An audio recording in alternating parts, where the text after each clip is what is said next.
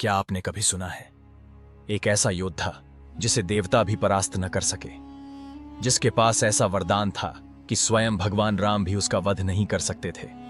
एक ऐसा वीर जिसकी शक्ति के आगे स्वर्ग, पाताल और धरती तीनों लोक कांप उठते थे, जिसने इंद्र को रणभूमि में जकड़ लिया और जिसका नाम सुनते ही देवताओं की मेघनाथ, जिसे दुनिया इंद्रजीत के नाम से जानती है। दोस्तों, आज हम आपको सुनाने जा रहे हैं उस महायोद्धा की अद्भुत कथा, जिसमें है साहस, पराक्रम, युद्ध की गर्जना और अंत में एक ऐसा सत्य जो वरदान और नियति के बीच छुपा था।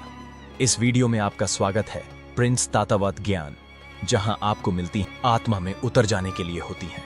लंका के स्वर्ण महल में उस दिन एक गर्जना गूंजी। नवजात शिशु की किलकारी नहीं, बल्कि बादलों के टकराने जैसी आवाज। माता मंदोदरी ने उसे गोद में लिया और रावण की आंखों में गर्व की चमक थी। यह मेरा पुत्र है, जिसे तीनों लोकों में कोई पराजित नहीं कर सकेगा। रावण ने उसके जन्म के समय सारे ग्रहों को 11वें भाव में बांध दिया ताकि वह अजर अमर हो जाए, पर शनिदेव ने उसकी आज्ञा न मानी और अमरत्व का सपना वहीं अधूरा रह गया। जब रावण ने देवताओं पर आक्रमण किया तो रणभूमि में इंद्र स्वयं उतरे, लेकिन तभी स्वर्ण कवच पहने, धनुष ताने एक सिंह गर्जना के साथ आगे बढ़ा। इंद्र, तुम्हारा सामना अब मुझसे है। बाण छूटे, गगन चीरते हुए इंद्र के रथ तक पहुंचे। इंद्र का ऐरावत हाथी डगमगा गया। इंद्र के हाथ से वज्र छूट गया। पल भर में मेघनाथ ने इंद्र को बंधक बना लिया। देवताओं के बीच घबराहट फैल गई। इंद्र हार गए। तभी ब्रह्मा जी प्रकट हुए। मेघनाथ, इंद्र को छोड़ दो। मेघनाथ गर्व से बोला, नहीं, यह मेरा बंदी है। ब्रह्मा जी ने कहा, बदले में एक वरदान मांग लो। मेघनाथ गरजा, मुझे अमरत्व चाहिए। ब्रह्मा शांत स्वर में बोले, यह संभव नहीं, कुछ और मांगो।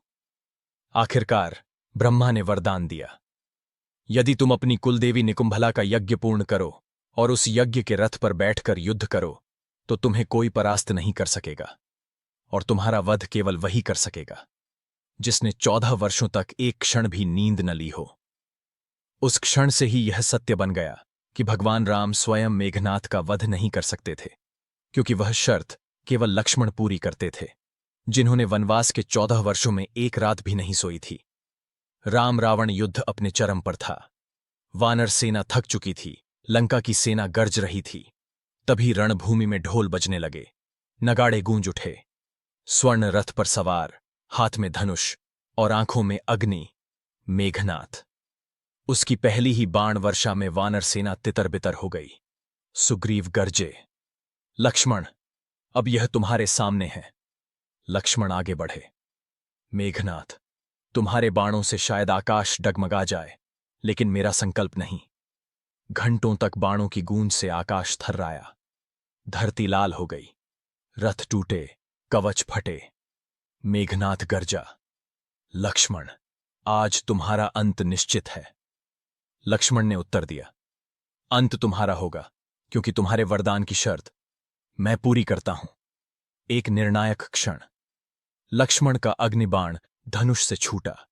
वह बाण मेघनाथ के कवच को भेदता हुआ गया और धड़ से सिर अलग हो गया। सिर गिरते ही रणभूमि में सन्नाटा छा गया। राम ने सुलोचना को यह खबर भुजा के माध्यम से भेजी।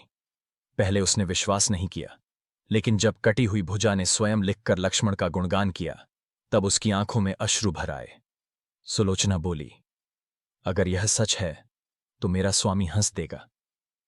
और सचमुच कटा हुआ सिर हंस पड़ा।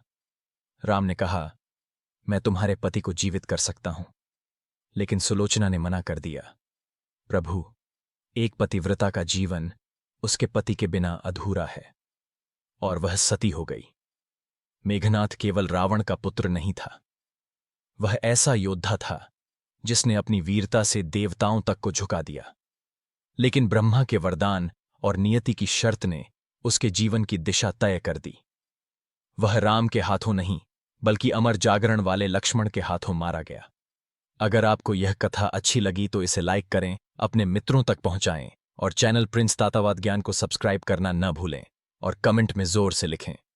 जय श्री राम।